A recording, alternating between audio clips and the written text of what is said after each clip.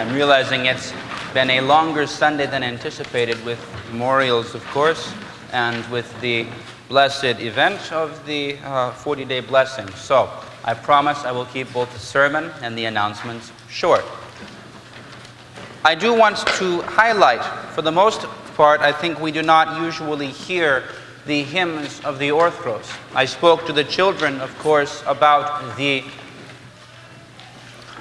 feast that is being celebrated today, but this truly is an event which the fathers and the hymnographers of the church have a deep and abiding love for. It is poetry in motion, if you will, to speak of the one who becomes the temple of the Most High God, entering herself into the temple to prepare for the coming of the Lord into her and through her into the entire world and into every one of us. This is a glorious feast of the church and must be and ought to be celebrated as such and understood. The hymns of the Orthodox make the point of communicating this, of articulating this, and of explaining the beauty of this celebration to us. I read the Idiomelon from after the reading of the 50th Psalm today. It says, "Today the Theotokos, the temple that contains God, is led into the temple of God, and Zacharias welcomes her. Today the Holy of Holies is exultant, and the chorus of angels mystically celebrates. Together with them let us also keep the feast today, and with Gabriel let us cry aloud, Rejoice, O maiden full of grace, the Lord is with you, and he has the great mercy." You see that even in the hymn, we are already anticipating the Annunciation and the conception of the Lord in the womb of the Virgin. We are already anticipating the nativity of the Lord, which we now prepare for by fasting.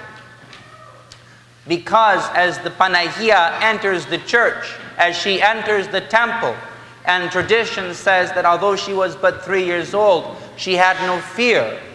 And although it is forbidden for any but the high priest to enter the Holy of Holies, they say she walked up the steps by herself. She walked through the holy place alone, unguided and unled. She ascended the steps and entered even through the curtain into the Holy of Holies, where the Jewish people had been told that any but the high priest, if they entered, would be struck dead. If you remember, the bishop on his vestments has bells. The bishop likes to tell this story. The reason for the bells is because there were bells on the vestments of the high priest. And when he entered the holy place to make atonement for the sins of the people, he not only had the bells on his vestments, but he had a rope that was tied around his foot, so that if he sinned against God in mind or in deed, if he was found unworthy and was struck dead for his sin, those waiting outside would hear the bells cease to ring as he moved, and they would have a means to remove him and bring him to burial. This is the import, the significance of what is said of Panagia, that as a child she entered the most holy place. She went into the Iero. She stood where the Ark of the Covenant had once been, herself preparing to become the new Ark of the new covenant, the vessel through whose piety and humility the Lord himself would come into the world.